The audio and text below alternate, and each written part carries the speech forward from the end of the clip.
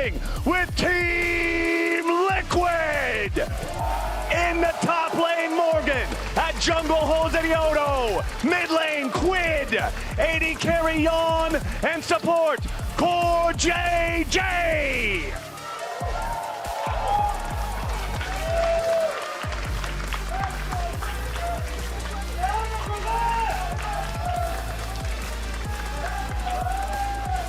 And now their opponents, please welcome Cloud9! Top laner Thanatos, jungler Blabber, mid laner APA, AD carries Ven, and support Vulcan!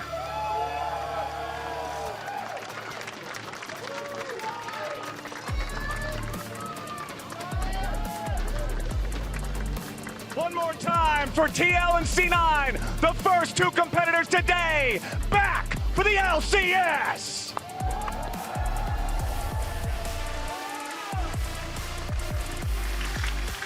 Oh man, it feels so good to be back here at the LCS, Kobe. LCS! Oh, it sounds so sweet when you say it. Rolls off the tongue. Oh, super excited here. We got Jat on stage there behind Team Liquid. Did you think his previous employment by Team Liquid affected his flip-flop there on the prediction? Hard to know. Could have. Interesting stuff there, Jat. Looks like it's going to be talking to Jose up here. New jungler pickup for Team Liquid. I know they are excited about him.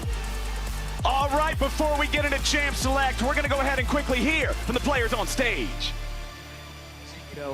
Welcome back to the LCS as well. I know you've been here before on FlyQuest. How does it feel being back on the LCS stage now with Team Liquid? It feels great, especially in Liquid. I think we have a good team and a lot of good stuff here. I'm pretty happy to be in Liquid and excited to be back. What do we have to look out for in this matchup that is going to let you guys beat C9? I don't know. I think a lot of comes from the effort we're putting as a team. I think we are training a lot and playing a lot of solo queue as a team. So we're putting a lot of effort. I think that's going to pay off for us, and we're going to do our best. All right, solo queue, you guys have been crushing. Thank you, Jose. I'll let you get ready. We got Raz on the other side talking to APA. That's right, I got APA with me with a lighter blue on. You've now done this Cloud9 blue since you joined. How's it been working with the team in Kespa Cup with the new players? I mean, it's been nice so far. I've actually been enjoying myself compared to last year. Last year was kind of hell. But so far it's been good. Any expectations, any plans that you have going now, of course, on your new role on Cloud9? I mean, I think we're going to shit on the league. I think we're the best team. As simple as that. You just talked about Team Liquid a little bit. You joined that team. That was the start of your career in the LCS. Now you're going up against them. A message for them? Just good luck, you would need it. And now let's start the show. Thank you very much, Raz and Chat. And ladies and gentlemen, welcome back to the LCS. It feels so good to say it again. It's so good to be back. I'm Captain Flowers, joined by Kobe and Azael here as we welcome back our league, we welcome back our teams, and we welcome our players to show us what they got. I mean, it's just so fun, man. I got to be a part of the draw show. I'm not saying I rigged it, but I'm not saying I didn't rig it. The matchups turned out pretty damn good this time. We got APA on C9, one of these expected top teams going up against his former team in the kickoff is crazy. He also tweeted out that he was going to tackle Jan on stage. He has not yet tackled Jan. Doesn't mean he can't later. Yeah, exactly. It's going to be a long series. We'll get into it. Oh man, it's going to be really, really fun. TL, obviously, a ton of changes over on the other side. They won, let's call it the Quid sweepstakes, because everyone, it felt like, was trying to get this guy. Everybody had a ticket. In Europe, in NA, everyone really was looking for Quid. And it's also, really makes it even more interesting because Quid and APA have a relationship. These guys are friends. They practice against each other. They're talking all the time. And so that dynamic is going to be really fun because, even if you're happy for your friend to get a spot on a good team on TL, you still definitely want to beat them and show them that they made a mistake in replacing you. And one of the big things for Quid is he got to bring his coach, Spooks, over with him as well. Spawn and Spooks have a long relationship, a long history there. So adding that coaching staff also really should help with integrating Quid's style into this Team Liquid roster. And whenever you're talking about Team Liquid coaching, Spawn is in the building. He is physically here. He is a corporeal element inside the Riot Games arena, and TL fans are always happy to see it. Absolutely. And this year, though, it's going to be a different thing. You know, I talked to Spawn quite a bit. You know, he's saying Spooks is going to be the guy that is handling the drafting on stage. Spawn is going to be more focused on big picture stuff, on the, you know, interaction between the players and how they're actually, you know, really kind of working as a team. Okay. Where we are going to have, you know, Spooks more stepping into that drafting role and really more focused on that aspect day to day. So they are going to be, you know, this kind of tag team duo, and new coaches on the other side as well. We got a narrow, but I will dominate as well. Suited up. I know. Dressed to impress today. Boys are looking good here over there in double suits. Let's get right into the draft, though, into those coaches. All right, draft is started up, and Team Liquid, they know all too well about APA Ziggs. They're going to ban that one away immediately alongside the Jace that we've been seeing a lot of in solo queue. Varus Top has been an absolute menace. That's going to be banned away. And on the other side, Akali, Malphite, and Rumble banned out by C9. And I'm seeing Orianna is still up, so we're looking at some Orianna Azir style trades here for the mid lane. I don't expect, any deviations from that meta. It is. I got to get used to first pick being on the right side. For a first second, selection. I was about to say it looks like we might have a graphics error here, but I've got to get first selection. I've got to get my brain used to this with the red side getting the first pick there. C9 takes Azir. Yep, exactly. Going to be going for the Azir. Azir Ori, you know, very classic matchup. It is really all about, can you force the flash off the Ori if we do have Quid selecting it, which is the expectation. APA not known for his Azir, but he did have some good Azir games last split with TL and has really been working on that, trying to expand the champion pool, trying to beat the allegations about his limited champions. Now, also, we have to think about the top lane here with mid lane taken care of, because with Rumble being banned, Ambessa Renekton is a really big priority here. Huge fan of Ambessa if you don't get countered by Renekton. So a lot of times the strategy you can go for is use it as your third pick here for Team Liquid, and then you get to ban basically safety bans, and you can ban away the Renekton. Or you can just pick it yourself there for Morgan. Thanatos versus Morgan is one of our most hyped matchups in the entire league that everyone is looking forward to. As soon as Morgan pickup for Team Liquid was announced, I went into Thanatos' stream, and I was like, oh, how do you feel about the pickup? And he was actually really complimentary. He was like, I'm excited for Morgan to be here. Renekton right here. To have a really strong competitor. Blabber taking away the Nidalee here from Jose as well is a really big pick. So, like you say, if you always want to have some CC to pair Nidalee with, I think we're just going to get Nidalee Renekton. To be able to have that dive, and then this basically dissuades you from taking the Ambessa on the Team Liquid side, which is what I was exactly talking about. Yeah, I mean, I think it makes a lot of sense. Renekton is also Morgan's most played all time. And I think, you know, it is one of his most successful, if not his most successful champion. So you are getting a denial pick there. You're getting Thanatos on a lane dominant champion. Without a doubt, he was the best laning top laner in the league last year. So you're putting a lot of eggs in the Thanatos basket, which I just think makes so much sense here. Put pressure on Morgan, you know, coming into this new environment. And the thing is, when you're playing against Renekton Nidalee, you just want to have something safe that even if they target you, even if they dive you, it's not going to be a big problem. Cyan fit that role perfectly, trying to fill it with some sort of tank there. So really good response, I feel like, from Team Liquid. Renekton Nidalee, even if they're going to get that point and click, follow up, should be very resilient up there. And Cyan is just such an amazing front line here to put in front of Corki Orianna double carries.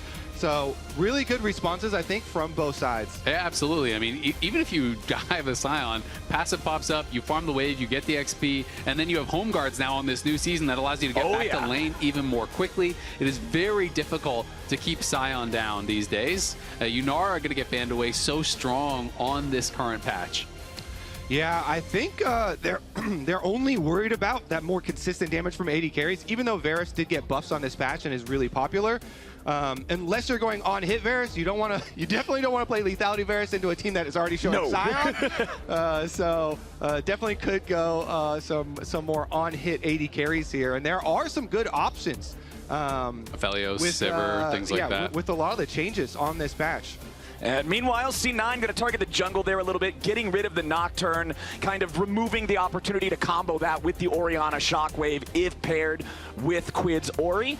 As what are we going to get here from TL? Is it further AD carry focus? And it'll be Alistar instead.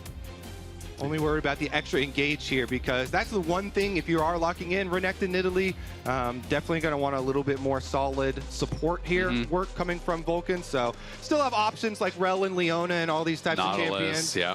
Funny thing is that Nico is still up too, and Nico right now in a lot of the other major regions that have already started playing earlier, been highly prioritized. So still can see that other engage from the bottom lane, and still has a very strong lane itself. Yeah, absolutely. I mean, there's lots of options. Obviously, you are banning out the Nautilus here on this side, but you had touched on them. You still have Rel, you still have Rakan, Leona, Nico, even things like Bard, which he has been very successful on. Jarvan, relatively popular on this patch, and would fit the bill, but Jose definitely known for the Lee Sin, so it would be exciting to see him getting this right now. I mean, Lee Sin's a signature for a lot of players, but Jose definitely really likes it as well. So we'll keep shifting on through here. What else is it going to be? Kiana, interesting, because did get some nerfs, so not quite as powerful as we last saw at Worlds, and we'll just go much more standard here in game number 1 for Team Liquid. Ooh, Sivir Bard. I mean, Bard, Vulcan is very good at the Bard. We'll see if he is going to lock it. He did lock it, so is going to be selecting that. I'm curious to see, does TL go more for lane focus, with this Karma, or do they want point and click engage? Obviously, you have the Xin to start off fights, you have the Sion to kind of ult in, but you don't have any, like, just guaranteed go button. So would be interesting. Sona definitely is really strong, I think, these days. A lot of enchanters. Tier item for Sona is crazy. Diadem Echo's healing build is very strong on champions that can both deal damage and heal damage. But Nami, going to be the choice. Normally, often thought of right next to Lucian in most setups, but this time she's laning with a Corki. When I think of this combo, I kind of think of Doggo and how he would play the Corki so aggressively. With this Nami pairing, you obviously throw the E on him, he goes forward, and he's kind of just forcing people to try to engage on him. There's not really that hard engage over on the C9 side either, so I think Gianna's going to try to play really in their face, force them to try to respond to what he is doing. Definitely does have some good range, and they're going to have a really powerful 2v2. It's going to be up to Sven, just kind of like hold the fort down on that bot side, because the focus for C9 clearly going to be up towards the top side, where Thanatos and Blabber need to start snowballing an advantage. So which side of the draft do you guys like the best here? Our first game in 2026 with all the new changes. I like TL. I like TL. I just think it's an easier draft to play. I think there's a lot more pressure on C9 to get things done in the early stages with this Nidalee Renekton, and I think that is the more difficult half of the draft to play. I feel like it's pretty even in my eyes, because having the double Shurima carries for later too with the Azir and Sivir does give you a lot of options later there too for some team fights. You are going to have to be proactive though with your playmaking. So honestly, I think that with these drafts, in my eyes being very close, it's going to come down to the playmaking. Do you have good Bard ultimates? Bard is such a variable champion, can look completely useless or 1v9. So 1v9 for one team or the other team. Yeah, we'll see, because Busio left the region, so the title for our best Bard is up for grabs, and Vulcan was making a good case. Yeah, Vulcan was the one that stood out to me the most in Busio's shadow, was where everybody else stood, but in that shadow, he's the one who stood tallest. We'll see what he can bring here. It is week 1, day 1, game 1 of LCS 2026. We got our two teams that got to compete in the Kespa Cup in the off season for a little bit of extra stage time, a little bit of extra real practice together as a squad, and I think that means a lot in situations like this. I feel like the beginning of every year is always about which team can work together better, faster. Yeah, I can already see the banter between Jan and the APA. Jan saw APA typing and he goes, "I have you muted, bro. Spell it what you want to say with your hands." Old teammates know for sure. Yeah, first rule when you're playing versus a team that has APA is instant mute him, as well as his emotes, everything. Yeah. Gotta keep him muted. APA always going in with the mental warfare, the typing games. It's just like, you could not have drawn a better first game for our return of the LCS, with these two teams being so hyped. As Flowers was alluding to, these are our two teams with the most practice after being assembled, playing in the Kespa Cup, practicing very heavily together. Of course, Cloud9, besides APA, keeping all these other members over here. So really building up a lot of synergy, and the hype between these two teams, these are expected to be, without a doubt, our top two. And the typing just continues here. APA and Quid as well, starting to go back and forth. APA, by the way, on Discord with some Discord messages with Quid, got very spicy with it. So one of the players, this is the update for the pause on stage. One of the players selected the wrong runes. So they were, asking for a remake, and then it has to be discovered, okay, was this player error? If it's player error, you got to deal with it. Yeah, tough luck. exactly. You're going to play through. And if it was not, if it was a bug, then they would have to remake. So they're checking to make sure. None of them immediately stand out as bizarre to me, at least from what we can see. We can't see secondary or anything like that, so I don't know. We'll have to find out what runes they do want to change. And essentially, like Azale's talking about, it comes down to, did the guy click it and the client didn't register it, or did he just forget to click? If he forgot to click, it's a him problem. If the client didn't work, it's an everyone problem. So hopefully we can get that resolved ASAP, see where it goes. And like you're talking about, Azale, it might not even be something big like the wrong keystone. It might just be a minor rune, but sometimes that can make the difference in your laning phase going a good way or a much different way. Okay, so the update is that there was a visual bug. So when the player selected their runes, on their screen it showed that they had actually selected the correct rune. But I guess it did not actually update, even though it showed that it did on their screen. So it was obviously a client bug. That's not the player's fault. So there is going to be a remake then for it. The guy is very blue. Yeah, we got the Mundo cosplay there. One shout out. Pushing. No Mundo picked up as yet in this series, though. We did get some hovers, though.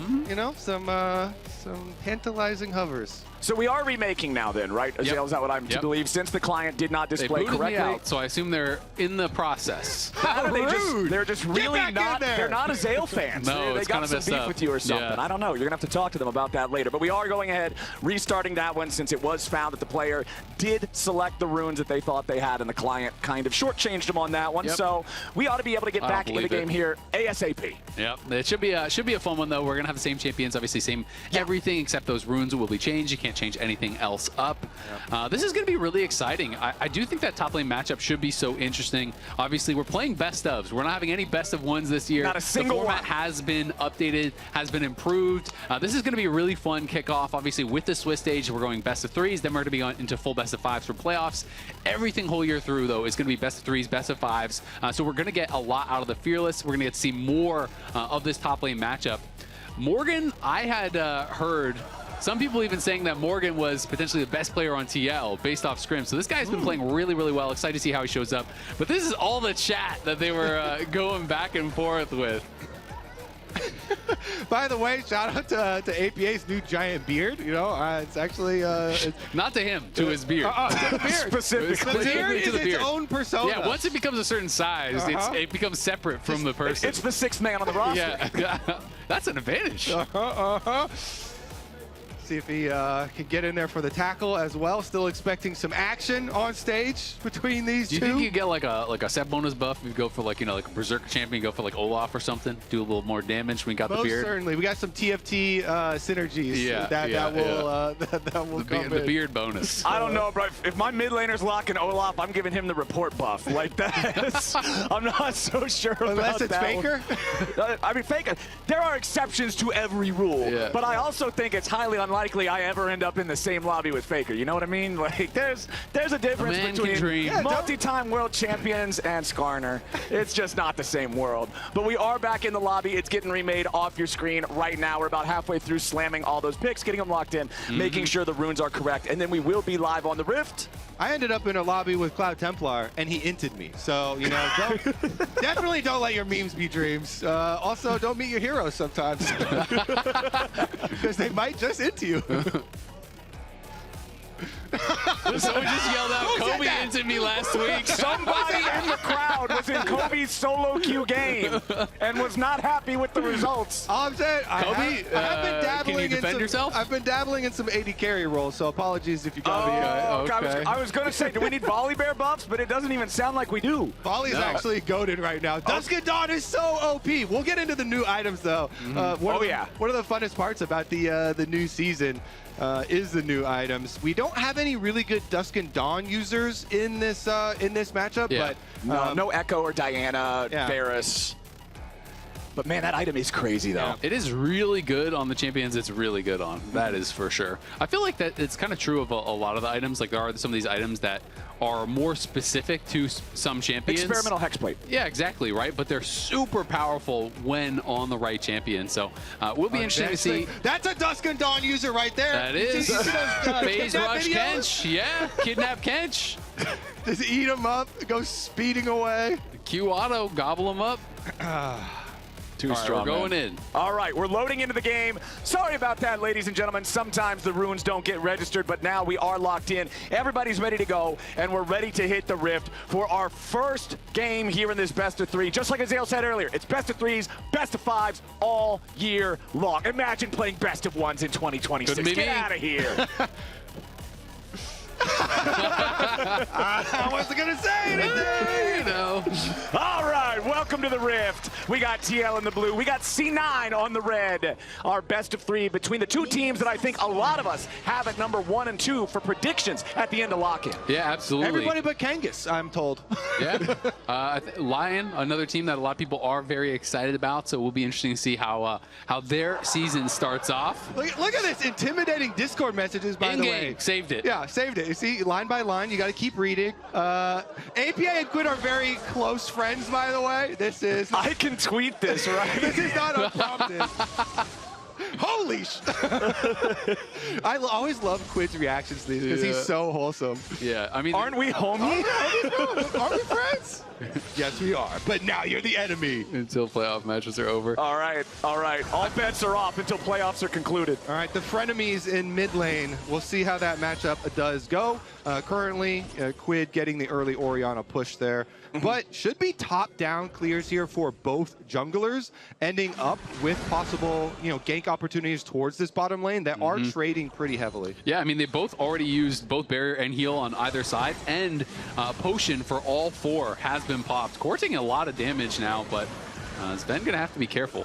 Yeah, pretty good sustain for him. They're looking for the level 2. Okay, going in further. Sven and Vulcan in retreat. Sven down to about 200 HP. We are going to get some pretty intense trading here, but nobody's in lethal range just yet. Vulcan down to 100 HP as they break away. And this is the core, no pun intended, of the Team Liquid roster. They rebuilt here. They wanted to keep Yannick or JJ. For years, we talked about this duo as being the most fearsome bot lane duo that we have in the entire LCS.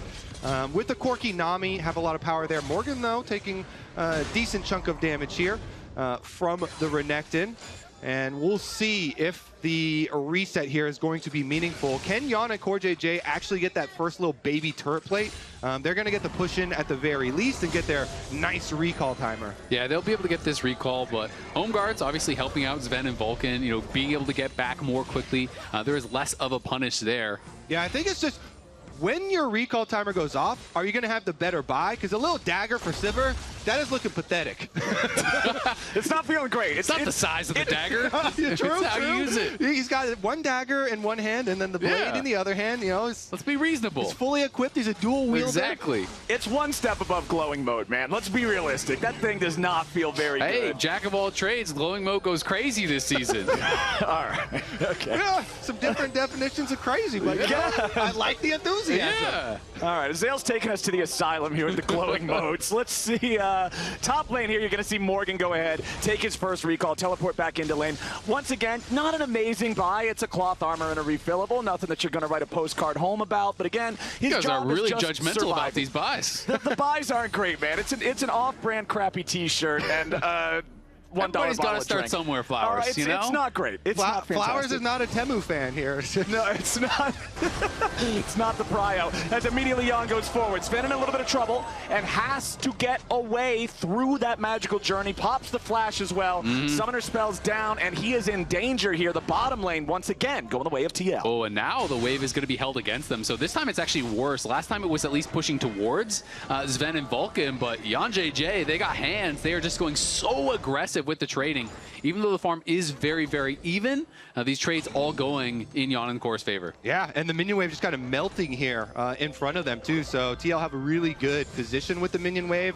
They have massive sustain advantage because the buy did allow Jan to also get a refillable in addition to having Nami sustain advantage here. So TL, they've got the upper hand in combat power and huge sustain benefits. Yeah, you get these little Cocoa Puffs over here from Vulcan in the back. He's kind of growing up some Nice extra little sustain Cocoa there. Puff farm. But it's not going to be the same.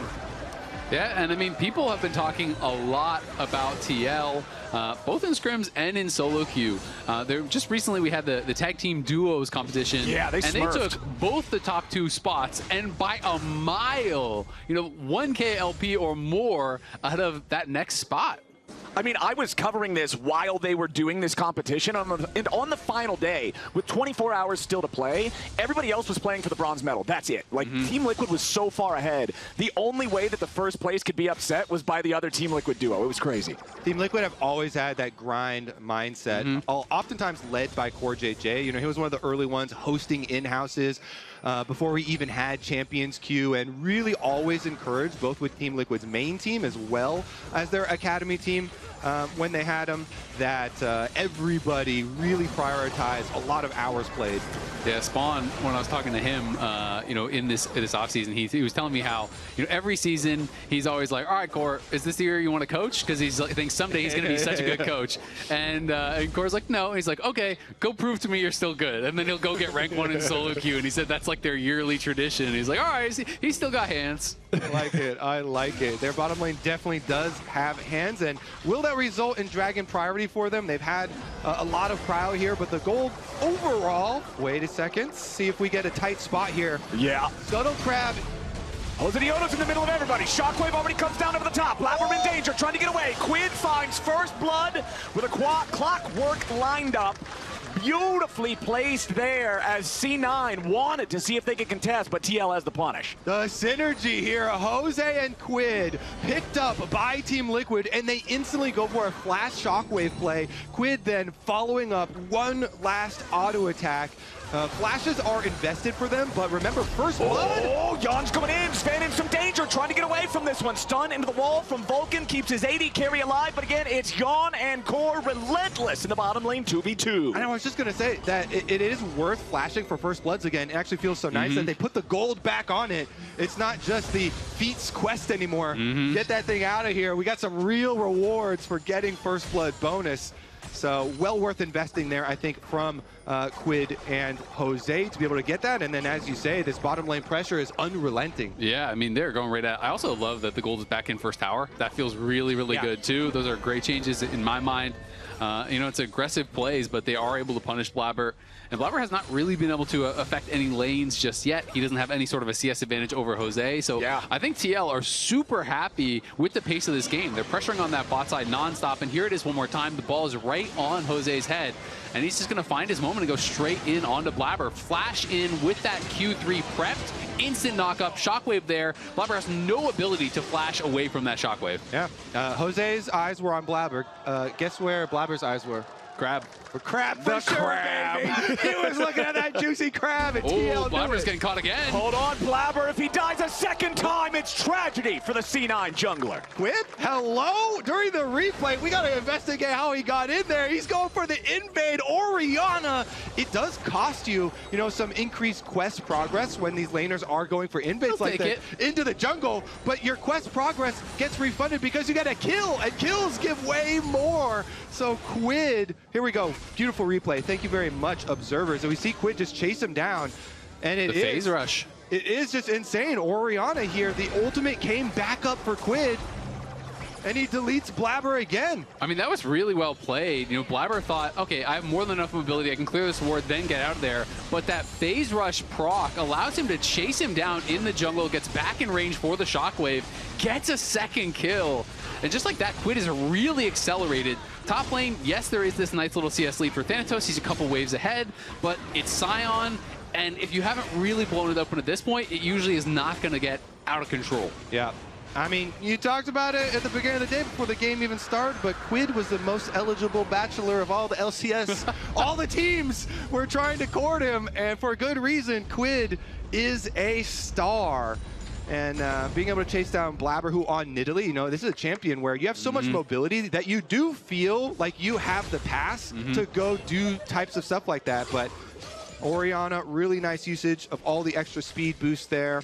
And red buff is your second reward on top of your 2 kills, on top of all this gold that he has. Red buff, by the way, feels really nice. Again, it got some good buffs, especially for the early game. We didn't get to talk about it yet, but you know that play where we did see the first blood onto Blabber, it's like the double flash spent there. APA still has his flash. You know, I want to see C9 look to attack Quid, but that is why TL are playing behind him. This is the flashless Orianna against the Azir with flash. If you can get multiple members there and at least try to punish that, that is something. But Quid nearly has the flash back at this point. Best defense for Quid is a good offense. How are you going to attack him? Can't gank me if I gank you. Exactly. It's genius strategy for him. He's just going to go invade the jungler. All right, we've got no neutral objectives to play for quite a while now. 4 minutes on the next Drake because Jose Diodo claimed the first one just 60 seconds ago. And then the Rift Herald not going to be rearing his head for another 5 minutes or so, but it is C9 with 3 grubs to their name. We'll see if maybe Thanatos can get some pressure in one of the side lanes, put those grubs to good use. But when you're losing in 4 out of 5 positions, it can make it more difficult to push up and really get some plate money. Quid's going to go ahead, grab the second plate from mid lane. And honestly, I feel like with the nerfs to Void Grubs, I don't know if anyone else feels as strongly, but I think they are just garbage. I think they are trash now. So if one team is stacking dragons and then you get the Void Grubs, I feel like that is a super uneven trade. And it was like they kind of forced you into just taking the consolation prize. Yawn. Very low on HP there. Luckily does not get caught by the Tempered Fate. Team Liquid's going to walk away on this one. Core with a nice bubble. Yawn still in a little bit of danger. Defensive tidal wave. Make sure that C9 aren't going to get anything else. Wind becomes lightning over the wall from Jose. Connects on no target. But as TL reinforced with their jungler, C9's going to walk away. Yeah, that was a near thing, though. You know, Yawn getting aggressive. If Vulcan had actually hit that ulti, there was no flash. Nidalee likely would have come in, and they probably could have finished him off. But because that misses, because of the Great Bubble, Yawn is able to walk away. And look how quickly Core has him topped right back up. That Nami sustain is why they are trading so aggressively. They want these trades constantly. Meanwhile, on the top side, Thanatos invested his ultimate. Renekton ultimate is one of your big kill possible windows. Morgan, though, has been doing a good job trying to hold him off, just farming up as much as he can on the top side. Does get the pop-up for quest completion for both of them here, and Thanatos has been able to get his little CS lead here for Renekton and get his turret plate money. But in the end, you do get a team fighting Scion for later for the side of TL, and they knew that they were opting into this when they saw the Renekton Nidalee lock-ins on the side of Cloud9. So if you're on the TL side, you got to be feeling pretty dang good about the way that this game is going. Yeah, they got to be really, really happy. You know, Thanatos definitely still at a much stronger point right now if there were to be a team fight once his ultimate is back, because he's on the Black Cleaver. When you make that pit stop for the Bramble, of course, that is going to slow things down. APA taking a trade here. Oh, another ulti there from Quid. Can't threaten anything lethal this time, and APA just runs him through with the spear. Nice solo kill from the C9 mid. Let me see some all chat here. Come on, where's the response, APA? He's recalling. There we go. Okay, he's on board. Yeah, he had to finish up the minion wave. APA's changed, actually. You know, before he would just instantly type even while he's like CSing, you know. Now he's like focused. He's locked in. I got to collect my gold. Then I'll have the luxury to type. It's a very short as well, very short. You know? This is why you got to mute him before the game starts. He's not going to give you an inch. And let's see again how he found it. So Quid just invested in like this core JJ sustain. I feel like he had really a lot of confidence there. I think he was just counting on, all right, I'm going to do this heavy trade. I have core behind me. It'll be fine. And he just underestimated the extra soldier damage here from Azir. And his shield plus core JJ kind of walking back over was not enough to keep him up. So that's a big shutdown for Cloud9. And this makes it way more interesting because this double Shurima carries I was talking about in Champ Select here, you know, even though bottom lane's been getting pushed in a lot, Sven's been farming okay. And now that AP has gotten a kill back in mid lane, this Azir on one item power spike is under attack. Okay, APA tries to get out, but Jose Diodo is ready to flash follow. Quid's gonna flash here as well, and Jose, He's a jungler after my own heart. He's going to take that kill himself. Make sure that he gets accelerated in this game. 3-1 TL. This Jose pickup here, this Jose Quid synergy, I'm liking what I'm seeing already, and this is very early on here from them. That's going to lead into Dragon number 2 stacking for TL. Again, Dragon stacking to me is just the most important objectives in the whole game now, with Otacon being removed and top side of the map getting reduced a little bit. Blabber and Vulcan are getting a little bit antsy here, trying to sneak around and look for something on Quid. Quid has no flash. They know it. They're chasing after the Orianna now. He does get caught with a Tempered Fate. Surely this should just be the death of Quid. They want to put that money onto Blabber if they can do it. And there we go. Vulcan and Blabber getting away out of that one. They do at least find the kill, but it is 2 Drakes favoring Team Liquid. Yeah, Vulcan unfortunately did take that kill, so no gold for Blabber there. But still, being able to punish that missing flash is really nice. But like you touched on, Kobe, it's great to see the aggressive play from Quid and Jose Diodo. This duo looking good thus far here against Cloud9, but the gold pretty much dead even. I just always get that kind of like worried feeling. If I have an Italy on my team and they are even or behind. You don't have to say anything after the word team there. Yeah. I'm just always worried if there's an Italy. Because this type of a situation, 0 and 2 start, not being able to really affect the map early, it's the nightmare scenario. I mean, you basically become poke and healing, right? But they have a Nami, so your poke isn't really that relevant. Yeah, and I mean, you can try and highlight, some attack speed bonuses for a Sivir and a Azir a little bit too, but that is reaching. Yeah, it is. A little bit. Yeah, it is. But, you know, that's what we're looking for here. Like I said, I still think they have lots of ways to play out these team fights here for Cloud9, even as the game does progress here. There is a lot of playmaking available on that squad, but TL, they just seem really locked in at the moment. Moving over to Rift Herald, there's some really nice, rewards here with Rift Herald, with so much value out of towers just being instantly accessible. You don't have to take the complete tower to get the gold. Okay, here comes your dive. Morgan's going to try to get away, but they put APA in front of him, so he cannot use the ulti to get all the distance he wants. Morgan tries to get back underneath the turret, but Thanatos, APA, and Vulcan together are enough to force the 3v1, find the kill in exchange for the Herald that Jose Diodo got in the top side, and now that's immediately summoned up, so Jose and Quid can take the tier 1. Our last couple of sequences have been Team Liquid going for the objective, and Cloud9 saying, okay, fine, you can have that objective. We're going to get a kill somewhere else. First time for Dragon, it was going after Quid, ignoring the Dragon, going for the kill there. This time for Rift Herald, they do get the bottom side. But again, Rift Herald does get guaranteed value now, since turret plates give you a lot of the gold, and so it actually feels a lot nicer. APA, though, will finish up at least the tower on bottom side. Yep, you're going to get the plates off the tier 2 as well. You know, there's plates on all of these towers except for the Nexus tower. So, in tier 2s, tier 3s. So even though they don't kill the tier 2, still more gold there for Quid. As Blabber again. Blabber has to flash away from the shockwave, or it would have been a 3rd death for this Nidalee. And it's Echoes of Hylia, so he is going into more that supportive style. He has bought up that item. We also have the Bandle Pipes for Vulcan that I was showing earlier, on that lower third. Bandle Pipes are ridiculously They're OP. super OP. It's basically anything that can use it should use it. Bard slows with the Meep autos is going to apply that. So, with the additional attack speed from the Nidalee plus the Bandle Pipes attack speed, it's not bad. Like, it becomes pretty relevant for both the Sivir as well as the Azir. At the very least, it did get the cost increase this patch. So 300 more gold to still get an OP item. Went from like extremely OP and cheap to just OP. Yep.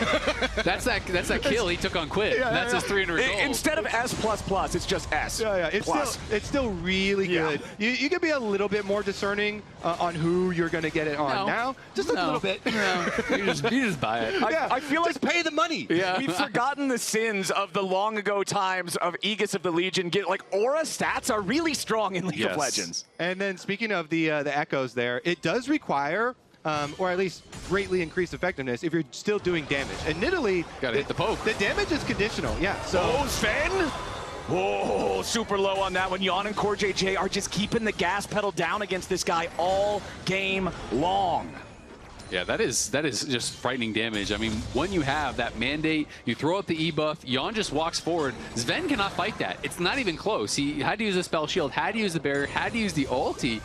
And really, nothing was committed over on that other side. Okay, Yawn exhausted, has to Valk away. Loses about 60% HP and hits him with the Papega Frog.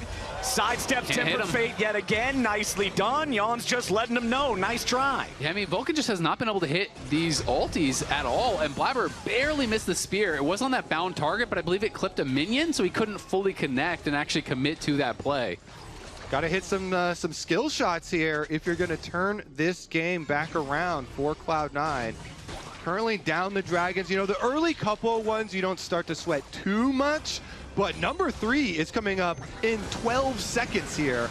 And Team Liquid already trying to move in to take the vision so they can actually win the fight first. Morgan here. Yeah, Morgan's going to see Vulcan, but a quick magical journey through the wall means that the C9 support is fine. CoreJJ also, very importantly, sidestepped the spear that was coming out from Blabber there. So full health bars on TL. APA still very far away. No teleport ready for that C9 mid laner. Thanatos wrapping around from the side, looking for the angle here against Team Liquid. He's already popped the dominance. He's charging up some fury. Vulcan gets away. Magical journey through the wall. Quid throws the ball, finds Thanatos. TL trying to position respectfully towards that flanking Renekton. Dragon's losing his patience. He's going to reset back towards the pit. 4,000 HP. It's going to expire. Team Liquid still trying to make this one happen. Thanatos full fury, but no dominus. Tidal Wave flies out. Hose of the Odo trying to stay on top of the Dragon. Thanatos here with a flash forward. Tries to be the front line. Instead going to be taken down. Hose of the Odo grabbing the kill, but Morgan is traded back. It's 1-for-1 here on the top lane. As Jose has to try to make his way back into front. This might, but he won't get it here just yet. APA disengaging. Morgan's dead body finally gone. Tempered Fate hits nothing. APA down to 100 HP as Quid is still looking. Team Liquid going to walk away from this one, and ultimately it's a 1-for-1, and C9 stops the Drake stack. Oh, just barely. Cloud9 edged out. Yeah, APA on the side here was getting so much damage down on Morgan. Look at Morgan as he was trying to walk in, was kind of getting cooked by these soldiers. So even though Thanatos' ult expired before the fight, Morgan died just as fast, and then it became all about APA on the side, creating space for Blabber to secure the Dragon. Then as he gets chunked low here, the flash looks a little bit funny, but I think he's scared of a flash auto following, so I think he wanted to early flash to perhaps avoid that.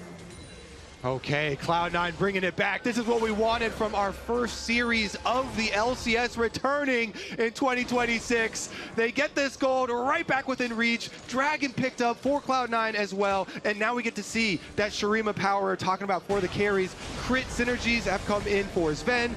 Big IE crits can come through. And you saw the power of the Rylai's second item for APA in the previous one. It helps out so much. So annoying. The extra slow CC is very, very valuable and allows them to play out these team fights much, much easier. So Cloud9 getting their side of the team fights operational. And I mean, Morgan obviously is picking up some MR now, trying to build towards that, but you were laning against Thanatos. You know, he had a lot of armor early on. He had the Sunfire, he had the Bramble, so there's a lot of gold invested in this physical damage reduction. Left him pretty vulnerable to APA, and this tower could just get rushed down. Yeah, they're going to the tier 1. Vulcan, Tempered Fate onto 2. Connects it this time. Follow-up not going to be there. Jose and Yawn trying to get back over the wall. C9 reinforcing with every man on the map. The tier 1 still stands. Yawn chunked by a spear, but immediately healed up by CoreJJ. C9 take control back over their side of the jungle. Yeah, Morgan during this whole time is pushing mid lane, so they're trying to get mid lane priority, which is going to draw Sven over to farm the rest of it. And they might even go for an extra play here. Team Liquid on the top. Oh, C9, they try to stop it. Defensive ulti coming out from APA. Quid and Jose Diodo going forward. Wind becomes lightning, and here's your Xin Zhao ulti. APA's already down. Jose Diodo taking the kill. Thanatos on the run. Here comes Morgan like a freight train out of the jungle, and it's CoreJJ taking the kill. It's Yawn taking the turret. It's Team Liquid taking everything they want in the bottom lane. Once again, the macro from Team Liquid is really exquisite here. Morgan stays mid, pushes mid, draws Sven over to that side, and then they can reenact this play on the bottom side. They go for the dive, and since Morgan is on Sion, he can get there quicker. Just ult on over, chase down the extra kills here. Really nicely done once again. Jose has been such a star pickup here for TL. It's good to see him return to the LCS, and he actually gets shoved outside here. They can easily chase on through, though, with the Nami, with the Orianna, both of them speeding up the extra chase down. I mean, this is just really, really well played by TL. They send 4 down towards bot, C9 respond with 5, so they just leave Morgan there. They disengage on the 4, and not only Sven went mid lane, but Vulcan showed mid too, which I think was kind of that big issue, is you show multiple members there in that mid lane, and then of course TL are going to look for the re-engage. They punish there, they take the tower. TL playing the map so well, still have that Dragon advantage here, up 2K now. It is a gold lead for Morgan now on the Scion at this point, and he is going to become a real problem in the front line. I can visualize the chat now, spamming the Tuki for Jose from his stream. And there's a look at the history of this guy. Really outstanding stuff so far this series. I think it's pretty unquestionable that he has outclassed Blabber in this game with a lot of the initiative that TL members, both him and Quid, have taken. But they have yet here to really turn it into a full breaking point for this game. Cloud9 are very much still capable of taking over these team fights. APA has a key component that Flowers absolutely loves and hates. My favorite item in the game, Kobe Wowie. It's the arm guard for Azir. APA doesn't have his flash currently, but he does have some extra playmaking ability there. Yeah, I mean, I just always feel like the later the game goes, though, the harder and harder it gets for these comps that, you know, need to land the poke, that need to find these big engages. Yeah. C9 has just not been able to really hit the skill shots when it counts. Almost all the Bard ults have missed at important moments, where I feel like every time we're seeing a Spirit hitting a minion or nothing, we're just not really seeing the coordination there on these plays and the execution when it really counts. And it's just going to get harder and harder. When we get to the stage that Morgan is just perma-grouped, the Spears are just going to get tanked by him. That Spear does still hurt if it's a Nami, but those have been few and far between. Yep, Core's going to be able to heal himself up. We do have the next Dragon alive now. Tempered Fate hits Jose Diodo, but nobody else. Vulcan tries to stun him up into the wall, loses half his HP for it. Morgan's looking to wrap around here, but the Sun Disc stops the flank from going all the way. Morgan backing up a little bit as poke is traded back and forth from either side. Yeah, Morgan feels so confident here. He's got his Jack show done for Scion here. The durability is just through the roof, so he's just trying to fight Thanatos to stay in combat, stack up his Jack show, and you can see he's like infinitely taking, plus he has the Nami sustain here, so massive resistances, massive front line here for Team Liquid. They're trying to bully Cloud9 anywhere away from this objective, and I think they're going to successfully do that. Thanatos trying to find a way in. Yep, Thanatos wanted it, but immediate Valk from Yawn as C9 all take a magical journey to stay grouped up. Sven is separated from the rest of the team right now, and C9's going to begin the Drake. Jose Diodo here on the front line. Team Liquid, they jump in and find the engage of the APA. He's already forced to use the arm guard. He flashes out and stays alive as Thanatos tries to disrupt Yawn, but now Jose's ready with a re-engage. Morgan looking to keep the pressure on Sven. Decimating smash, no stun. Dragon down to 3,000. C9 still regrouping, but health bars are injured. TL looking to DPS the Drake, and they will take it. This is what C9's Drake last time bought them. This is not Soul, but TL arrive at Soul Point. Yeah, and they've got control of the map. I mean, another really good engage from Jose and Quid. This combo here, they find another shockwave onto the Azir. Let's take a look at the resources blown by APA, and it's just Jose hit his W onto the Azir as he's moving back and forth, and it cost APA his arm guard and the flash, which had to be used defensively. And really, it cost him the whole fight, because even though he lives, he's so low he can't re-engage. He can never step up. He'll get flashed on and killed. Jose feeling happy about that one, and rightfully so.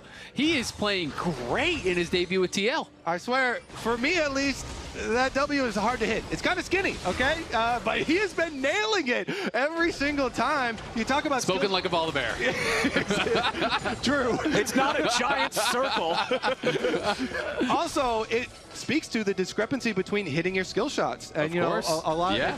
I'd say the W for Xin is about as skinny as a Nidalee spear. There you go. They're both a spear ability. Yeah, one of them you just chuck it, and the other one you stab it. Easy. Now, Team Liquid, they are still in a 2,000 gold lead game state, but that is still playable for C9. You've got the Hourglass fully purchased for APA, so now you can use the Stasis again, and they really need to see a big Shurima shuffle here if they want to have a favorable fight, I feel. Well, the other thing I really talk about a lot when you have Renekton is TP flanks. All right, where's your TP wards? There's nothing. They have a crab. Yep. But there's no ward across the map. There's not even a ward in the river except for this one in the Baron Pit right there. So you know, C9 has no forward vision. If Renekton just has to walk straight at them in the team fights, he is pretty useless, and that's mostly what these team fights have been for Thanatos. He has not been able to find a single good angle. You know, even in that one where he was wrapped around behind, his ult expired before he even went forward. Which is kind of why we're seeing, oh, the Azir was the one furthest up and gets hit by a Xin W is within range of that, is because of, you know, a frontline difference. No tank. Sion difference here. That's why even when you're getting, you know, 20, 30 CS advantages for some of these matchups of, you know, bruisers or carry champions versus Sion, you always have that feeling. I would love to have that beef ball zombie on my team later. All right, C9, let's see what you guys can do to come back into this one. We do have Baron on the map. He's been there for the last 9 minutes or so, but nobody's confident enough to take a stroll over there just yet. You are seeing some pings toward that topside river, but it is just about 2 minutes until what'll be Mountain Soul for the side of TL. C9 has got to make sure they stop it. Also got to say, the carries that I keep on alluding to for Cloud9, scaling away, 3-item power spikes are really big for both Azir and for Sivir here. Sven getting that Lord Doms.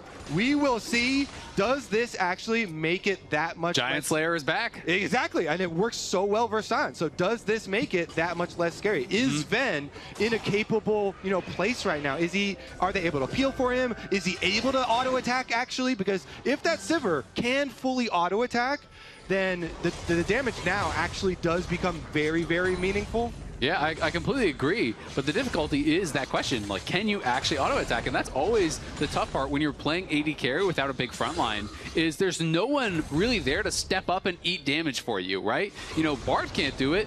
Renekton can't really do it. That's why APA is forward and trying to chip and poke and prod and get damage down, because if you just allow TL to play how they want to play, it's a shield on Yon, it's heals and speed ups on Yon, and he's just stepping forward and chipping your HP away until you can't even take the fight. So it's going to be difficult for them to find the correct positioning to actually make sure their carries are hitting without getting caught and killed. Okay, Blabber tosses out the spear. Just going to get some wave clear out of that one. 60 seconds until the Drake spawns, and that bottom side river is fully TL controlled right now. Small thing too, but it is really nice on the current patch. If you can let your minions, or their minions, kill off the last little bit of your turret plate, to deny that little bit of extra gold, especially when there are crystals already formed up on your tower and you know they just wanted to get that one auto and cash in. So minions pretty nice here, but Cloud9 with the pushback. Yup, they want to let the minions eat the crust, but C9 is going to take some of that themselves. I don't want to eat the crust. That's what it is. Minions love turret crust as Vulcan tries to get away through the wall here. Drops the exhaust on Jose Diodo. That's an important cooldown not to have. C9 staying grouped up here in their jungle. They've got to approach into a TL that already has control over the river, like I said moments ago. C9 did not change that map state in those 60 seconds. TL going to continue to defend the entrance towards this river area, towards this dragon pit.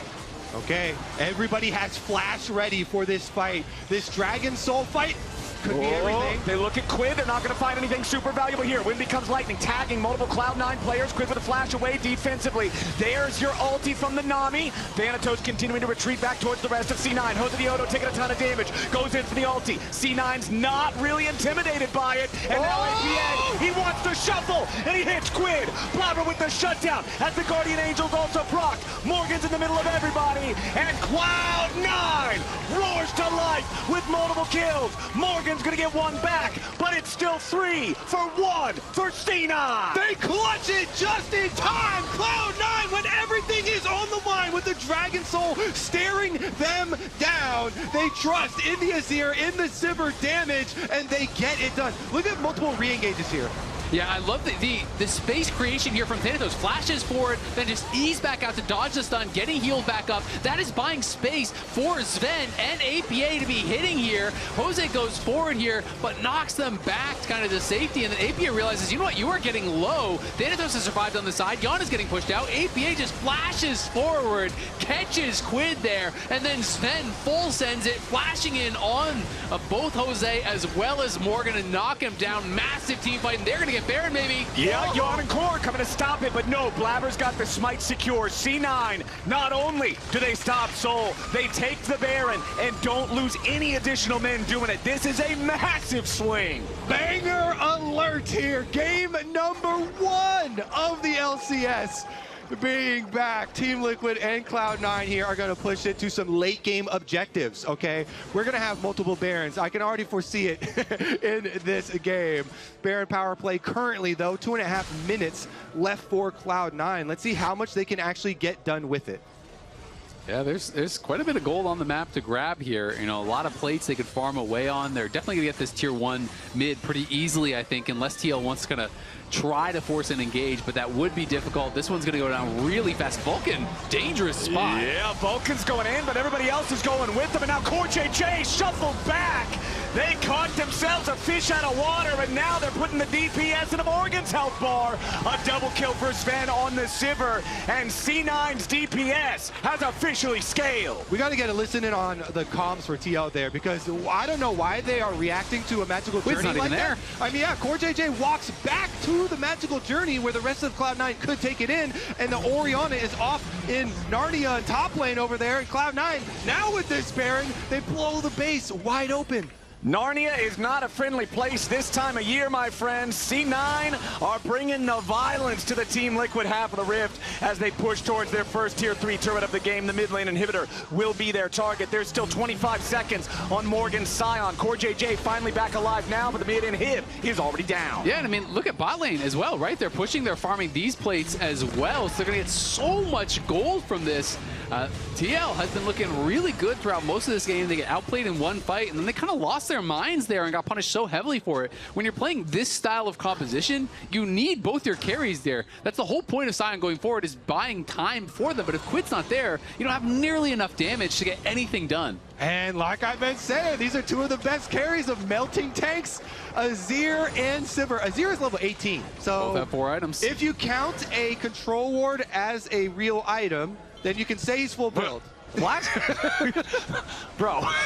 In last season, he would have been, because, you know, maybe. Oh, APA goes in for another big shuffle. CoreJJ is going to be the target. Almost killed, but not quite there. Plenty of burst, though, down onto Quinn, and he is gone. Jose and Yon both locked up. Plenty of damage into the carries. There's a double kill back to Thanatos. A triple kill for the Crocodile. Morgan just might be number 4, but it's APA taking the credit. Only Core still standing, and C9 march at the Nexus. It was TL in control, it felt like the whole damn game, but it's C9 showing up when it matters most. C9 with all 5 alive. They may have trailed for the majority of the game, but they're the ones who will see the enemy Nexus in ruins. They will win the first game in this best of 3. Oh, and APA giving a wave over to his own team there. What a way to start out the LCS this series. And we're going to continue with some more hype right after this. Back, baby. Welcome back, ladies and gentlemen, here to the LCS. And by no other name shall it ever be called again.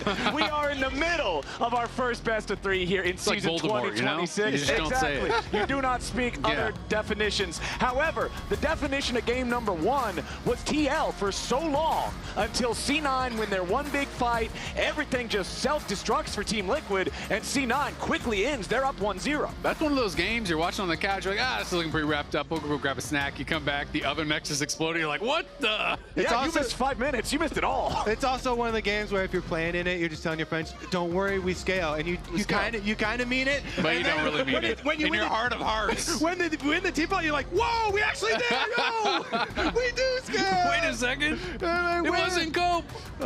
Actually, really, really fun ones. I always feel like those are the most fun ones where you do get the back and forth, but Team Liquid probably don't feel that way. So no. Game number 2 here, let's see them back out into Champion Select and see if they can kind of rewrite history here. Cloud9 up to series point here.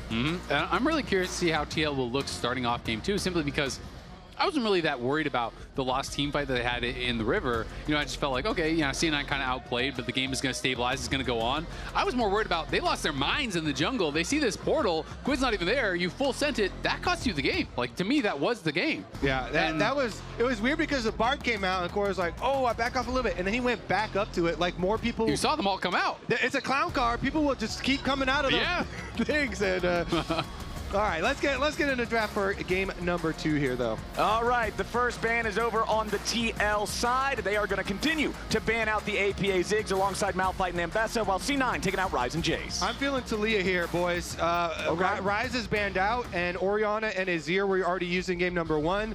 I really like some Taliyah combos. You know, Taliyah Vi, good old classic. Any sort of Taliyah plus AD kill jungler. To me, those types of comps, especially if you just lost a game where it was in your control for so long and you couldn't finish, I feel like that's a big priority. Rumble, though, did get through the bans this time around, so they went for the first pick on it. So did Varus, and Varus is really strong.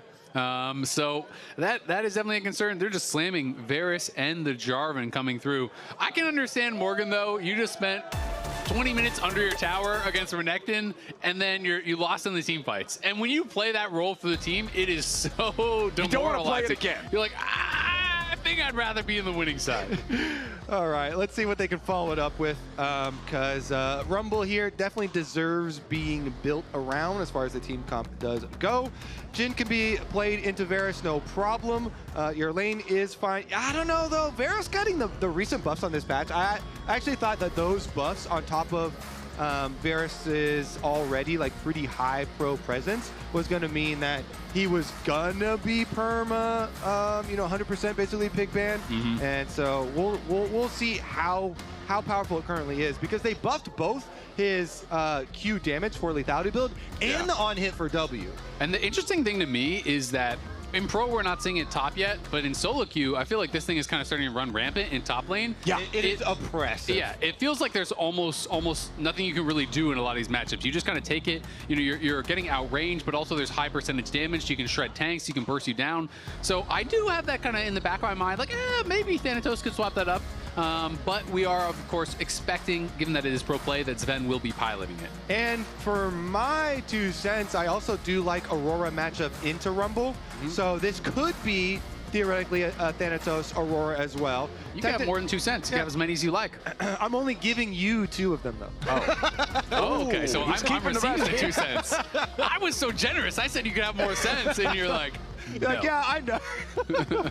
Can't we stop this senseless violence? All right, let's get into the second half of the draft here, as we do have plenty of question marks still with where these champions are going to go on the C9 side, with the Aurora and the Varus both being flexible. Over on the Team Liquid side, these are pretty hard locks for top lane, for jungle, for AD carry, so we'll see how they want to focus their bans here as the clock ticks down and we still don't see anything other than the Sylas for C9. Yeah, the Sylas to me always makes me think of, Malphite's already banned, but then also Alistar. If you want to play Alistar, you really do not want to be leaving that Sylas up. It is giving so much power away.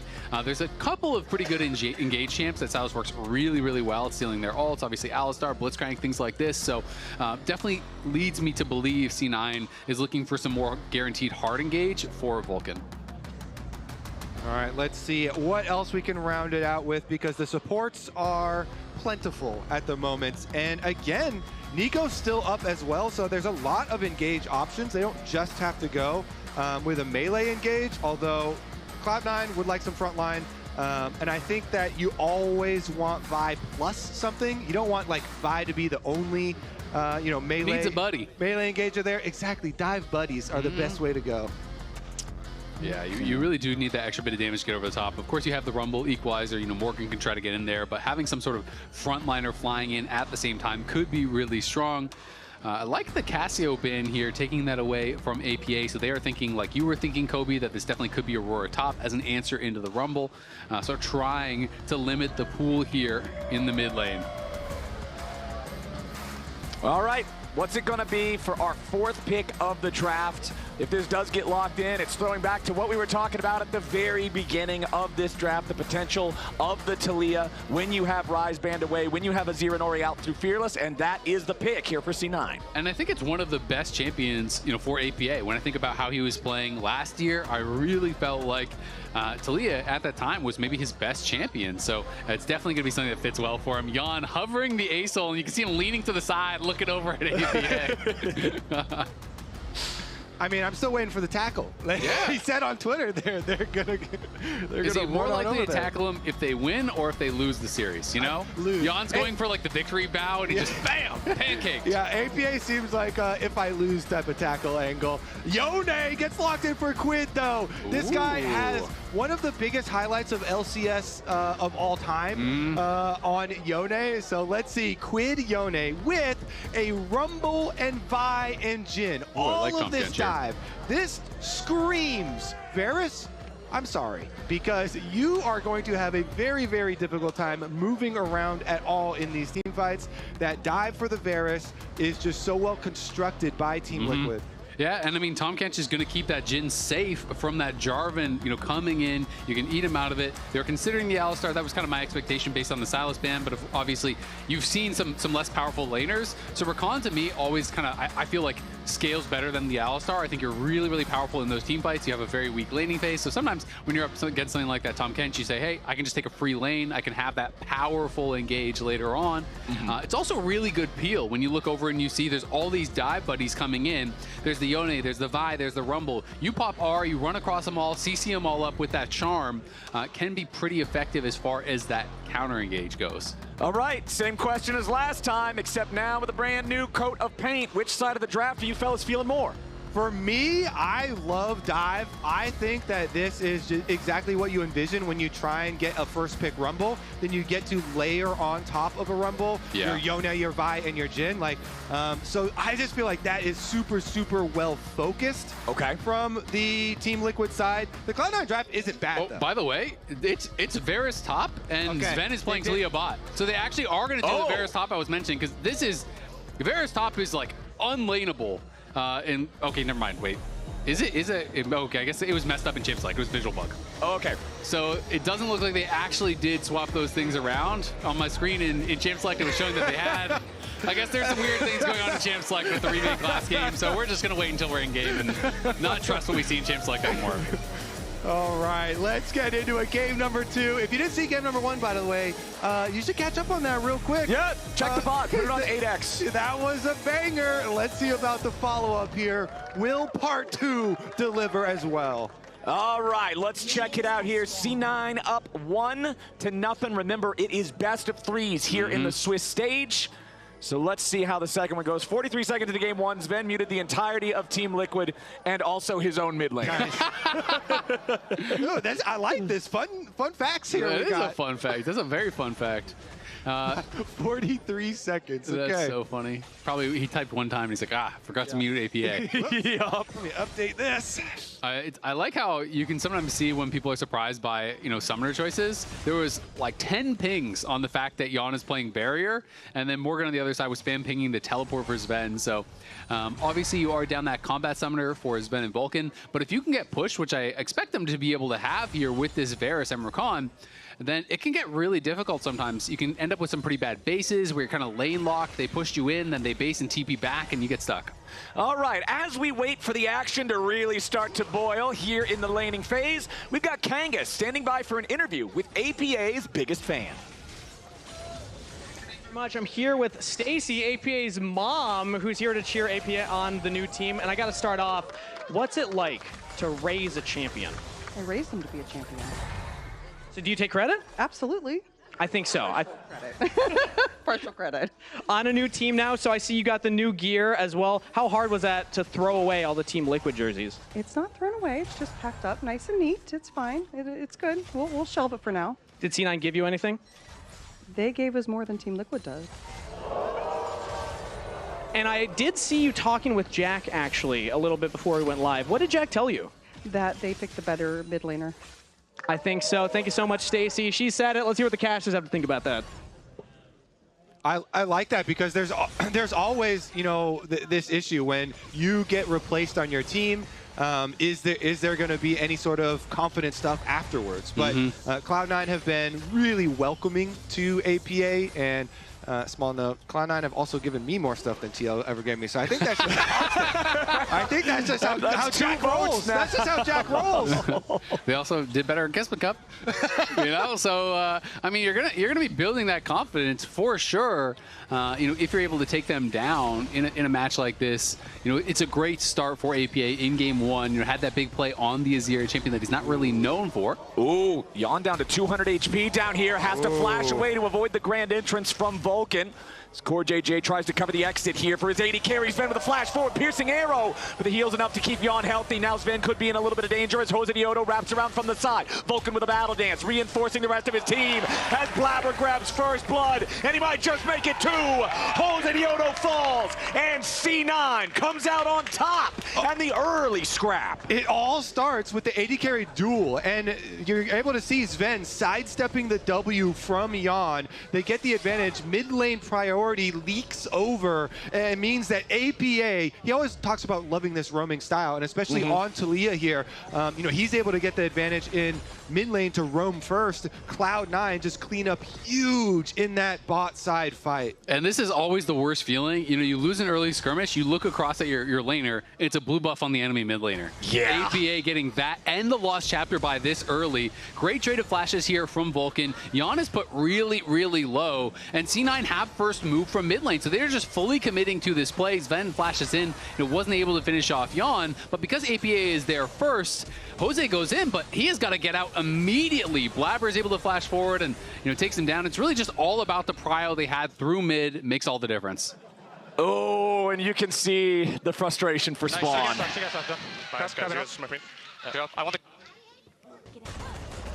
Locked in, he's still locked in. And he's able to lock up Quid here. Big trade from APA. Blue buff too, so his mana is already back to full. He is feeling so good. And we remember the beginning of the previous game. It was constantly Jan and Core JJ winning out in the 2v2s in bottom lane. It was Quid getting ahead early with the Orianna kills onto the Nidalee of Blabber. It was a great start for TL in game 1. They still ultimately don't come out with a win. And now in game 2, C9 is up over 2,000 gold just 5 minutes into the game. And again, the reason I like this side for the team comp is that you can be so proactive. Wait a second. We have an invade from Blabber, so he's going to take away Gromp. Jose's going to find him, and APA is looking for solo kills. Yeah, there's no way for the mid laner from Team Liquid to do anything about this. So Blabber just takes his Gromp prize. Jose Dioto is left a camp down, and C9's loving the way things are going early. I mean, APA is blasting this mid lane right now. He had spent the rest of his career all on TL, right? Now you get to have this debut on a new team against TL. He gets that kill because he had push early, and that is really starting to snowball this mid lane because Quid gets set down. He doesn't get an early Berserker Greaves buy. He doesn't get that early Vamp Scepter to try to heal through some of this damage. APA gets a blue buff, early lost chapter. You can really start to slam home that advantage in these range versus melee matchups when you have that kind of a start.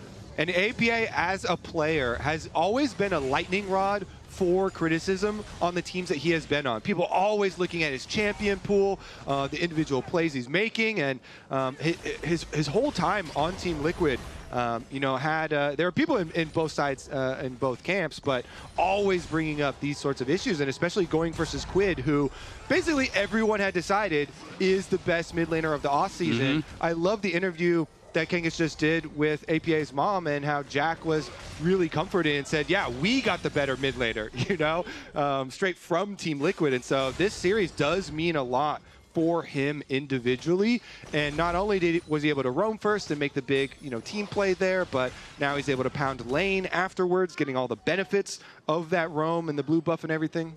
I mean, 2.5k gold lead, and we are not even 7 minutes into the game. That's a crazy start. Especially for pro play. Even in a game of solo queue, if I see a team up over 2,000 gold at 7 minutes, it's a pretty crazy start. But in pro, this is quite a mountain to have to climb up here for Team Liquid very, very early. Another nice seismic shove there from APA in the mid lane as well. Constantly hitting these onto Quid. He's up almost 20 farm 7 minutes into the game.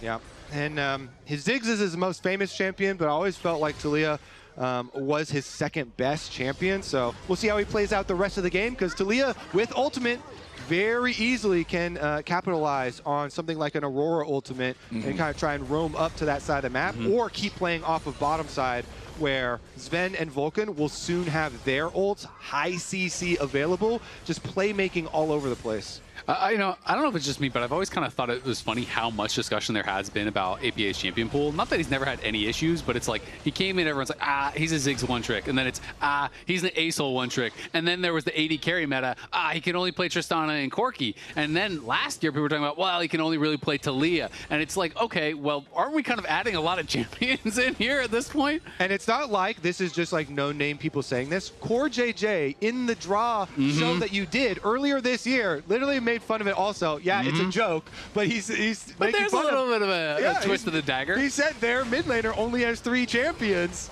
But I guess in a best of 3, you only have to win 2 games, and 2, so 2 is less than 3. That's enough. All Quick right. maths from Kobe. He's got it. You're doing plenty. Freak proud. That's quick maths right there.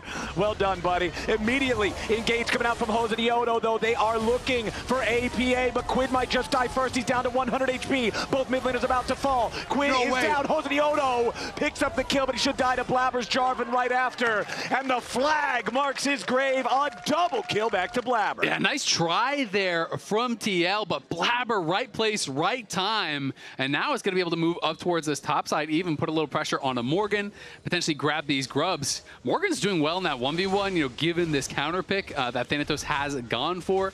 And Blabber off to a great start. This guy absolutely knows how to snowball games. Yeah, Blabber, when he is snowballing, I think people don't. The only criticism they'll ever have is if he like dives too deep and like gives away a big bounty or something. But he definitely is, as you say, very good at snowballing these leads. And especially you want to play around your winning lane, your lane that has these advantages, this mid lane that's constantly chunking them out, getting health advantages. And so they are able to capitalize. It is not only those kills, but all the neutral objectives so far in the side of Cloud9, in addition to this large gold lead. And by the end of the year, last year, I think a lot of fans were feeling like Blabber was not performing to his usual level.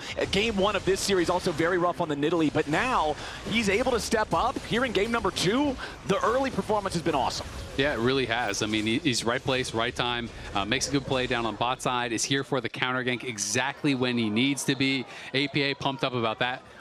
Barely got knocked down. If he lived, that would have been devastating for TL, but still, it is a great play for them. Early Sundered Sky has gold on top of that. And a fast Sundered Sky, you are feeling so good. Ooh, knock up off the back of the Chains of Corruption, and they take out Core JJ. Easy peasy there for C9. Nicely used with the Chains and the Grand Entrance. They brought 4 men down to guarantee they had the firepower. That's a 3,000 gold lead.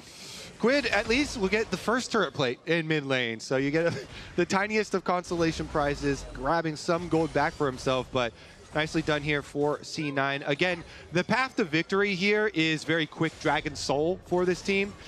It is kind of the strongest early objectives that you can go for, the easiest line if you are winning and if you're looking for snowballing a game where you do have an early lead. So bottom side very critical there. But with the Ocean Dragon up, they're making a mid play while the Dragon has been started up.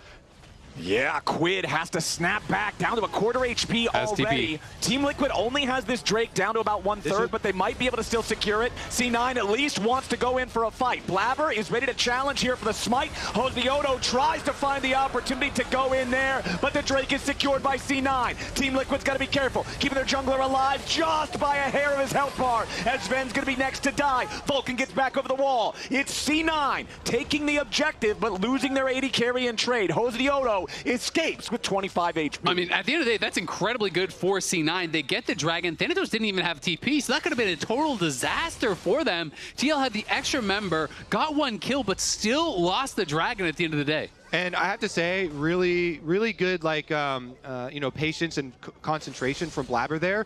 When Jose turns on you to try and suppress you, and Blabber's just staring at this Dragon, and he's still able to get that smite. He doesn't die, he doesn't give over, any extra gold here, secures the objective, like, remaining calm under pressure during Dragon Smite fights is very, very big, especially with the importance of snowballing here. So, you know, anytime you see a jungler under duress, being able to get these smites is going to be big, and even bigger with the new season where they buffed up some smite damage. Once we see these things transforming here, Blabber already has his 1400 damage smite, whereas Jose is still on the 900. So it really further emphasizes farming your camps and getting your upgrades here so that you can get these. And honestly, I really like the changes, you know, with Smite, because you also deal less damage to the dragon and the objectives, you know, as non-junglers, right? So it's harder to actually steal it away with an ability like a Varus Q or whatever. You and me both, brother. Yeah, I love these changes. I think it's great. It always feels terrible if it gets stolen away by a random spell. Jinx rockets, dude, they're the worst. Veigar late game. That guy's got 2 smites on basic abilities. But at pro play especially, I think it's really, really fun to kind of see that smite duel, right? Because when it's 1400 on both them and laners are doing way less to it, it's going to come down to you guys nailing your smite. And so the timing there becomes more important as a result. Okay, Team Liquid has got to be aware that C9 is in the jungle. They are looking to steal away the blue buff. There's going to be no contest for this. TL so far behind. 2 Drakes, 3 Grubs, 3,000 gold. Not even 14 minutes into the game. I still see 14 minutes as a checkpoint because of turret plates falling for so many years at that point in the game, even though they no longer fall off. It could be your checkpoint. Yeah, it's my Don't let them take that from you. I'm always going to check in at 14 minutes into the game to see where things went, and right now it is all C9 all the time. We're going to get a custom graphic made. Flowers checkpoint. That is my checkpoint now. I am claiming it. I am planting my flag here, and TL is just struggling to find a part of the map that they can plant their flag right now, because it seems like this very modest 90 gold lead in the top lane is about the biggest thing they have to write home about. Yeah, absolutely. And I mean, it's interesting because, you know, coming into this, everyone that I was talking about. Immediately, though, it's a full send into the bottom lane, and APA is down. Nice setup there for TL. The Fate Seal does exactly that, and Quid cashes in. So, you know, I was hosting the draw show. I talked to every coach pretty much, you know, doing interviews with them, and then I talked to a lot of the players at draw show, and everyone was telling me that they are scared of TL, that TL is the team that they want to dodge. People giving a lot of respect to Cloud9 as well, but people were all telling me, yeah, my coach just told me, just don't get TL. That's the matchup you want to dodge. But C9 coming out here, you know, happy about getting that matchup. Xanto said that they were going to stomp them in a less nice word, you know, and so far, so good. They win game 1, they're crushing it in game 2, and Cloud9 not deterred by all of this hype that has been forming around TL. And if you 2-0, then nobody's going to know that game number 1 you were losing for most of it, and so it will look like a stomp. Look at a scoreboard. People only remember the score lines as APA does get jumped on there by Quid, who does have the fully evolved boots with the quest. He has his Blade of the Ruin King completed. It is full build Yone, so APA does have to play with respect, despite the fact that the early game has gone so well for C9. And it's only going better from here as they go after the Rift Herald. The gold lead has shrunk from 3,000 down to about, I don't know, a little bit over 2,000 gold here. So Team Liquid at least stopping the bleeding, but the next Drake is going to be a big target because it would be soul point for C9, and Team Liquid is already putting men in the river to get early control. Yeah, I mean, they absolutely have to stop that dragon stacking, but getting Quid in this position of power is massive. It wasn't long ago we were talking about this, you know, nearly 1K gold lead. He was getting slammed. Quid is such a playmaker. He had an incredible 2025 individually, you know, even on a team that wasn't, you know, winning championships. He was looked at as the best mid laner in the league, had some massive individual plays, got signed by TL. And these are the kind of games that when you are signing a player like this, you expect him to carry. You expect him to be able to take over, to save you in these positions. Yep. You got to put the eggs in the Quid basket and hope he can make it work. Well, they're going to slam the Rift Herald egg into the Tier 1 turret basket, and all that stuff is falling all over the street because that turret is gone, gone, gone. First turret for C9 brings the gold lead closer back up to 3K, and C9 are the first ones into the river looking at their soul point Drake. Can they get the engage here? Team Liquid, they're looking for it. Okay, Jose Dioto going to be in some danger. Blabber wanted to go in, but Jose stays away. Now the follow-up engage in the core JJ, but an equalizer down over the top. Jose re-engage after Blabber. They're looking to burst down the C9 jungler, but Jose dies first. Both junglers out of the picture, but Morgan is also gone. It's a 2-for-1 favoring C9, and APA wants 3. Quid continuing to try to escape into the bottom lane. Thanatos goes over the wall. A little bit more damage is all they need, and Thanatos goes on a killing spree. C9 win a clutch fight, 3-for-1. 1. Their jungler might be dead, but they'll be happy with the outcome of the battle. That was a clean chase. He got the slow, and it's enough for them to chase down the extra kill here. Here, look, the idea to go for the kill on the enemy jungler, but immediately get the shove. Watch the counter engage from Vulcan. He's just standing right on his carries. As soon as Quid goes forward, he is in position to just turn this around, goes immediately back in, insta charm on 3 members from TL, bounces the charm over on a core, so he can't devour his carries to actually save them. That was beautiful from Vulcan, really making it impossible for Quid to do anything in this fight. And I feel like that's a great contrast to what we were levying some criticism towards in Game 1, with the Tempered Fates not being on the money in the early fights from Vulcan. This time around, having that ulti impact, big. Oh, man, to do it. Yeah, we can go from base. It will take 40 years. We can go from base. Actually does take 40 years. All right, right back out onto the map here. Team Liquid, they sent multiple members topside to ensure that Quid can maybe get some turret plate money. Core JJ up here trying to shadow him because they know, all right, yeah, we still need to put as much money into this Yone as we can. Like, they're still hoping, Azale, that Quid basket is, it's looking rickety. Even though it doesn't have a lot of gold in it, you still got to try and get more into it. It's the best basket you got, You don't really have a lot of options here. But it is so tough dealing with Vulcan CC because there's nothing you could dodge. I mean, you have all of this great mobility here as Quid, but Vulcan is going to press R and jump on your head and you are charmed. Like, there's no avoiding that. And I feel like it's exactly what you guys were talking about in the draft, right? Yeah. You're not going to get punished in lane. We clearly saw that in the early game. And now that Rakan is ready to run rampant. Thanatos tries to escape here in the bottom lane, goes between worlds. Hozidioto has no opportunity to make a truly impactful play there. Instead, they will just force their opponent back. It'll allow Morgan to take the tier 1 turret at least. But meanwhile, C9's doing the same thing on the other side of the map. So even trade tier 1 for tier 1. When you're behind, you always feel pretty good about that, but we've talked a lot about the supports. These are supports by age. There's some pretty massive discrepancies now in the LCS from the oldest, most experienced players to some of the youngest. We have obviously some of the most experienced players here. Vulcan, not yet 27, but has been playing in the LCS for so long. Core has been around since back to when he was on Dignitas as an 80 carry before he went to Korea and won a world championship. So, these guys have a tremendous amount of experience at this point, and Core, aging like fine wine, he's playing well these days, but it is Vulcan definitely getting the best of him in this game. We got some birthdays coming up on there. There was some 0.8s, 0.9s in there. There must be some early Somebody's birthday is today, too, I remember. Inspired. Somebody, somewhere. Yeah, maybe just our MVP from last year. Pretty sure. Yeah, might be that guy. But anyway, Yon's the target now. Cataclysm comes down on top of his head. The damage just pours in. One more auto attack from Blabber gets it done. EQ backwards towards the rest of the team to make sure he can escape safely. Equalizer summoned up to clear out the wave, but Team Liquid won't do much more than that. Morgan now could be the target. He has to try to escape through the slow coming out from Thanatos with the between worlds. He's overheated. He's slowed by the weirding again. APA setting up the rocks, but a nice escape thanks to Core means that Morgan survives. I mean, technically, meanwhile, Quid is making money still here for TL while they're, Cloud9 are chasing Morgan around the jungle. So they're still trying. They're funneling as much as they possibly can into the split push here for Quid for the Yone.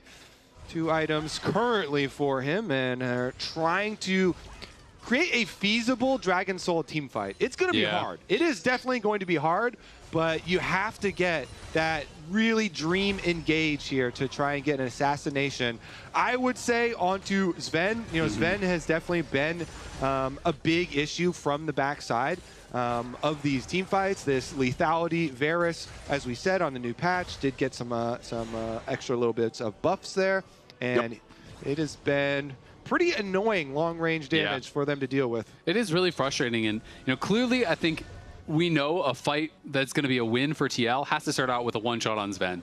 The problem is, when you're this far behind, usually you can't just have like one person kill someone. Everyone has to send it. So then you have 3 or 4 melee stacked up, and that's where Vulcan becomes so damn powerful. Ooh, Thanatos taking a lot of damage here from Quid. Close. Nearly dies with the pseudo deathmark snapback from the Soul Unbound.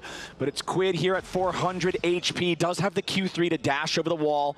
He'll be fine escaping on that one. Hozidioto is hanging around the area in case somebody from C9 was there to try to snipe the last little bit of the kill. Critically though, gentlemen, it's not the top side of the map that matters at all right now. It is is less than 60 seconds until the Drake spawns. That is Soul. That is Hex Tech Soul if C9 secures it. Absolutely massive power spike just 23 minutes into the game. Nightmares are made of Hextech Soul without Iveris, by the way. Sven Poke is already doing tremendous amounts of damage, and it's also going to slow you, and he's going to land his next little bit of poke that much easier. So we do have all 5 Unleashed teleports ready on the map right now. Remember that C9 does have that extra map-wide utility there through Sven taking that non-combat summoner spell. Thanatos going to keep the pressure on the mid lane while Team Liquid tries to show up to contest this early positioning on the bottom side river on the Dragon Pit.